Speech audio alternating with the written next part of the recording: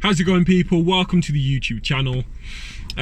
Today I'm going to tell you guys another story. As a bit of a warning for you guys, I'm going to be using some quite graphic language to explain what was said to me and what happened at the time. Some people might say they might get triggered by this type of stuff, but this is what's happened to me. So if you guys get upset by it, hopefully that makes you understand how upset I felt about this stuff at the time. But this is nowhere near as bad as some of the stories that I've shared in this channel. So hopefully you guys enjoy. You know the drill. Like, comment, share, subscribe. But this is the story of me coming across four guys trying to nick catalytic converters from beneath a vehicle when I came across them on a night, and how I almost got my head smashed in encountering them off duty. So just as a preface of this is after a late shift at work. So I'd finished my shift at probably like 11 p.m. I drove home and got home for about 12, quarter past 12 or half past 12, and I'm driving down my quiet street. The area that I live in is alright, so I'm not used to seeing groups of kids with hoods up and masks on hanging around on the street. But as I'm driving down, I look to my left, and beside my neighbour's house, probably about 4 or 5 doors down from my neighbour's house, I see 4 what looks like young people wearing, one of them looks like he's wearing a balaclava, the other one's got something in his hand, and the other one's got his hood up, and they're looking super sketchy beside my neighbour's car. And there's another silver car parked in the street looking really, and it looks very, very suspicious. I'm wondering why it's there. I look at them like through the corner of my eye. I look at them, one of them looks at me, and there's just like a crazy look in his eyes. So straight away I'm like, nah, these guys are up to no good. I carry on pulling down to my house. I put my car away and I jump out. You know, same as most people would do. I've walked over to these guys. I've decided I'm going to walk over to these guys and ask them what they're doing. So I've put up my car, locked my car, had a quick look around to make sure that no one saw me pull in there. Made sure that I didn't have anything valuable inside my pockets other than my phone. I kept my work phone with me, but I didn't want to lose my other phone just in case I did get jumped and lose my stuff. Even though I'm a police officer, people might still jump me. It is what it is. And also, I wasn't planning on telling anyone that I was a police officer. Hopefully, I was dealing with some young kids who were just up to no good. I could say, hey guys, what's going on by this car? If they were going to nick the car or something, hopefully they think it's not worth it and walk off. Even better than that, hopefully it's just some kids who are just messing about and they can say, oh, we're just walking around and cool, I can jump back in the house. But I had a feeling it was a bit more than just some kids up to no good. So I dropped off my personal phone, I dropped off my wallet inside the car, and I locked my car, and I just walked down there with my work phone. I walk over and I only can see 2 guys there, and they're both about my age. They're both in their like mid-20s or potentially early 30s. I can't see the other 2. Straight away, a guy turns around to me and straight away he goes, F off, F-U-C off, straight away.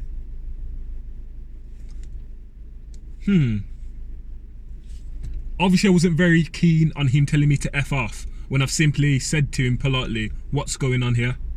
So straight away, I'm not combative, I said, what? And he's gone, you heard me, F off, da-da-da-da-da. Do you want to get your head smashed in? Do I want to get my head smashed in? What are you talking about? So I wasn't very happy about that either. So straight away, as you can imagine, me and him have got off on the wrong foot. His mate comes over, starts giving it massive as well, saying, F off, you want to get moving now, you want to move on. So I'm like, no, I'm not moving on, this is my street, this is where I live. I'm not going anywhere. Anyway, all of a sudden, guy number 1 pulls out a metal pole from behind his back. Metal pole, probably about 3 foot, 4 foot, and I'm thinking, okay, cool. So obviously when it was just the one dude giving it massive, I fancied my chances. The second dude, I'm like, probably not, but I can stand my ground until these guys clear off. Because I'm thinking, hopefully the neighbours see what's going on and call the police, because I can see lights start to turn on inside houses, so people can see that something's taking place outside. When he whips out the metal pole, I'm like, nah, there's not a chance I'm winning this fight. 2 guys on a metal pole. I'm certainly not big and bad enough to be dealing with that, but I thought, I'm not running anywhere, do you know what I mean? So I stand there, and obviously I stand my ground. The dude tries to take a swing at my head with the metal pole. So I'm like, okay, is this how it's going to be then? So he's tried to take a swing, I've jumped back, and I'm just there shouting, I'm shouting, da-da-da, you're not going to do nothing, this and that, thinking, If I run off, these guys could run after me and then I'm in a worse situation. If I go and start swinging punches, I'm going to get hit in my head. So I just stand there with my hands up like I'm going to do something, even though I'm not really going to do anything. Unless they come towards me, I might throw something, but there's no way I'm winning a fight. Guy number 2 whips out a metal pole as well. And then a third guy comes around with a metal pole. And then I look on the other side of a car which is parked up. That silver car which was parked. I see another dude there. All of them are masked up. All of them with metal objects in their hands. 2 of them were kind of pulling the one who was swinging the pole at me away. But he's dead on trying to beat me down. So he does a swing for my head. He does a few swings for my leg.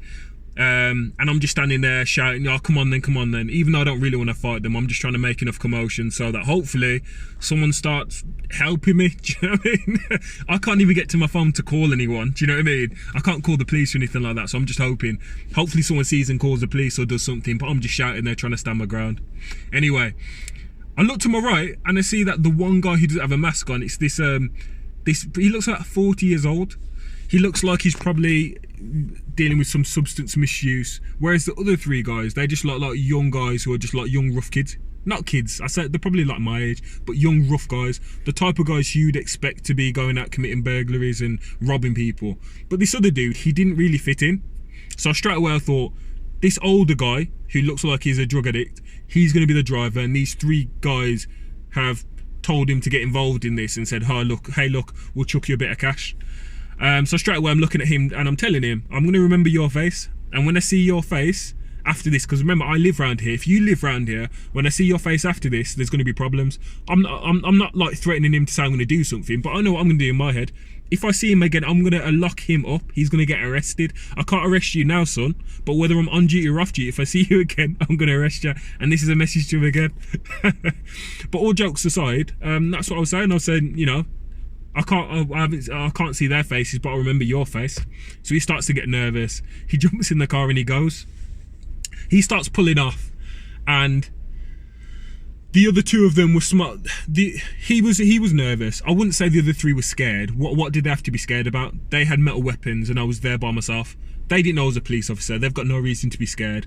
I think that the one who had his face showing, he was older. He looked like he had drug misuse issues. He probably was nervous. The other 3 dudes probably weren't nervous. The one out of those 3 who was swinging the pole at me, he certainly wasn't nervous. He wanted to try and get me down and do me some harm. The only reason why he did it is because he had his 2 mates who must have thought, we're here to do a job. If we start beating the crap out of someone, the prison, it's more likely that we'll get caught, and it's not going to be worth going to prison for beating someone half to death with metal poles in the middle of the street. If they do get caught driving away, it's better for them to get caught because they've nicked a catalytic converter or burgled a house. Then they burgled a house and then beat up an off-duty police officer afterwards. Even though they didn't know that at the time, it was a wise decision that they decided to pull him away. So anyway, the older dude starts driving off slowly. The other 2 lads jump in the car, and then finally, after screaming some more threats at me, the other dude jumps in the car, screaming about coming back to my house. Obviously I'm hot-headed at the time, so I'm saying stuff what I don't mean. I'm saying, oh, come back and this and that and this. Even though, nah, probably not.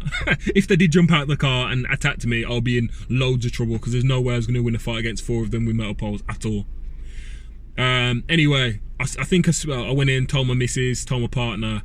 And I remember just being angry. Just like, I don't know how to put it. It was like the adrenaline, but just rage for a good 3 hours. Imagine I was tired when I got home. For 3 hours, just pure rage. I had to go in the back garden and punch a tree. This is no word of a lie, because of the amount of rage which was just going through me. I was so angry. Just thinking, how can these people get away with doing that? How can they get away with threatening me? At work, if someone threatens me and tries to attack me with something, they get arrested. I don't go and beat them up because I'm here to arrest them. And I was thinking, there's no way you get to swing a pole at my head and get away with it. I was so angry. And this is where I said there's probably not much of a moral to the story, but I'd say it is. For the next few weeks at work, crazily enough, it affected the way that I felt at work. It didn't affect the way that I dealt with any of the suspects or any of the victims, but just feeling upset. I just felt upset. And I know it seems really, really soft, but I don't know how to explain it. I just did. Just feeling like disempowered in that situation, feeling like someone had just done something to me to me. It just made me feel just pure anger, which turned into just like an upsetness. That's not even a word, but hopefully you guys know what I mean. And people who go through things like that on a regular basis, it does put that bit of anger inside of you, that bit of frustration inside of you. And it's just for any of the officers out there, any of the paramedics, because paramedics get assaulted a lot, and they have to call us when they get assaulted because they get spat at and assaulted on a regular basis. Bouncers, this is for the bouncers out there. This is for the soldiers out there who go through the stuff on a regular basis. Make sure you speak to someone, because I had to speak to someone from occupational health at my workplace, because obviously I've seen a lot of people die. I've seen a lot of people almost die. I've been assaulted a lot. I've been called every name under the sun. I've had people spit in my face. I've had people with hepatitis C spit in my face. I've had people with AIDS try and squirt blood on me. I've had a lot of effed up crap happen to me in a very short period of time. Do you know what I mean? And I realised that was just the cherry on the cake, which just made my mind go. It made me want to unleash all of my frustrations about the entire effing world at the same time. The fact that even though these guys didn't do it, it felt like everything that had happened was their fault, and then they'd got away with it. I don't know how to explain it, and I needed to speak to someone about that, and I did. And I spoke to my sergeant, who gave me some helpful advice about my mental health. I spoke to my partner. I spoke to some members on the team, because I like speaking, so I speak. And I realised that I've got some problems with anxiety, and I don't know how I got to the bottom of it. I realised I had some issues with anxiety, and speaking to people really helped. So there wasn't meant to be a moral to this story, but I might as well end it like that. If you're going through some stuff, all my officers out there, all of my people on the front line who get assaulted on a regular basis, as I said, doctors, paramedics, bouncers, soldiers, firefighters when you're jumping in and out of those buildings, speak to someone about how you're feeling, man. Yeah? Thanks for watching the video. Like, comment, share, subscribe, all that type of stuff. I'll be back with another one soon. Peace.